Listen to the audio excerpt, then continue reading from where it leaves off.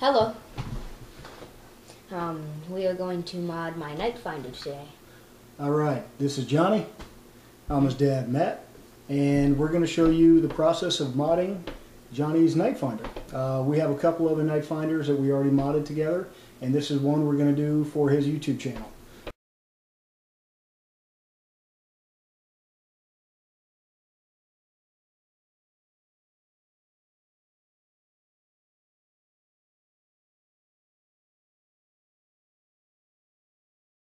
There we go. Okay, again, that's the stock Night Finder. Alright, let me get where you are. Walk over where your bullet is. Okay, now we're going to take the modded Night Finder and show you how far that shoots.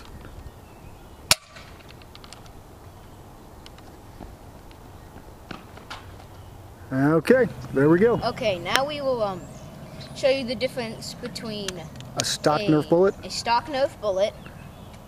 Doesn't really matter, it's dot tag. Between a modded Nerf bullet. Okay, so go ahead, Johnny. And our modded gun. Alright, Johnny, go ahead and see what we got. Okay, go ahead and walk to that. I'm going to stand where you were.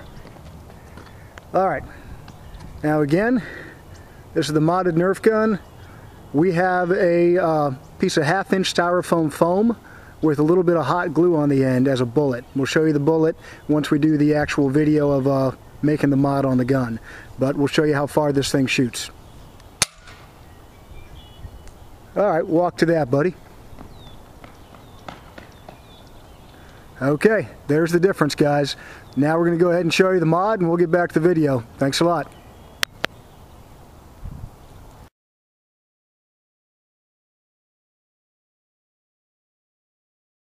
So, Johnny, the first thing we're going to need is the screwdriver. And there are 14 screws that hold together the side of the Night Finder. Now, Johnny's already taken one of these apart before. I'm going to go ahead and show you. There are 3 in the handles, 2 down here at the bottom, 1 at the base of the handle, 2 at the back of the gun. Okay. There's going to be 1 at the top of the gun, 2 on the barrel.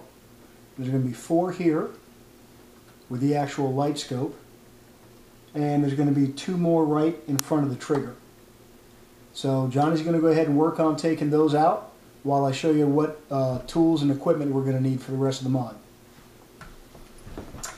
Okay, obviously we're going to need a screwdriver. Sometimes you need a little stronger screwdriver so you can get some of the screws loose. Johnny's pretty strong, so he'll be able to get those out okay. You're going to need some aftermarket springs. I actually got these from Home Depot. We've used these and they work pretty well. They are a 7/8 by 4-inch spring. And pretty much if you go to the door section of Home Depot, that's where you could find these. Okay, so I did this. We've used them in a couple other mods and they work out really well. And every Home Depot that I've been to has carried the same ones. So should be okay. Let me see if you guys can get a good look at them here. Alright. Okay, you're also going to need some O-rings. And I usually use a number 13 O-ring, and this is found back in the plumbing department. Okay? And these are basically to seal the pressure tube in the gun, and we'll show you that once we get it apart here. And this makes a better seal, moves more air, and forces the dart out faster. Okay, the other thing we're going to do is we're using a piece of 1/2-inch PVC. This is CPVC. This is a scrap, again, from Home Depot. I think this costs about 13 cents, the whole piece here. And just went to the guys, asked them back in the plumbing department if they had any scrap. They did. So this is going to be our new barrel. We're going to show you how to put this on. And what we use to put that on is actually something like goop. Some goop. Really sticky epoxy. Pretty much you usually need to let it dry overnight. But we're going to go ahead and attach that to the old barrel, cut off the front of the old barrel, and put goop down to connect the two. And use a little bit of thick electrical tape to hold them together. You can use duct tape, really whatever tape you want. Masking tape will even work. And you let the gun dry overnight and put it back together the next day, and you go from there. So I'm going to go ahead and move the camera, and we'll get to it. Guys, we forgot to tell you there's one screw at the bottom here, but besides that, we've got this open. Okay. All right. Now you got to be careful when you take the actual piece apart.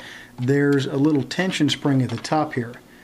This is actually used to hold on whatever scope or anything like that you put on the gun. So if you use any aftermarket stuff and slide it on the top, this actually is what holds it from falling off. So we put that off to the side with our screws. Okay. So we got a little pile of parts. Johnny, why do we use a towel here on the table? So nothing will like roll and fall off and everything, so we don't have to pick everything up. That's right. And so it's convenient. Yep, we use a towel on the table so that way all the little parts don't fly everywhere. Okay, now inside the gun itself, we have a couple of parts. We've got the trigger down here. Okay, we're not going to do anything with the trigger right now. It should be fine. We have the old barrel. We're going to need to take the old barrel out. So it's held on by 2 screws here. And there. And up here. Okay, Now there's a tiny spring up here that we have to pay attention to.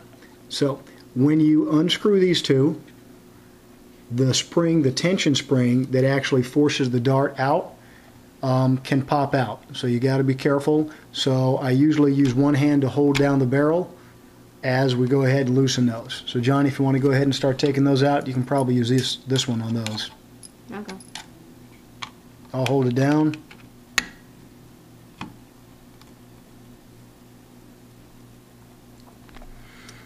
So this will be our third modded Night Finder in Johnny's arsenal, and he's got the the best ranged Nerf guns in the neighborhood, and we're going to continue to make sure he has the best ranged Nerf guns in the neighborhood.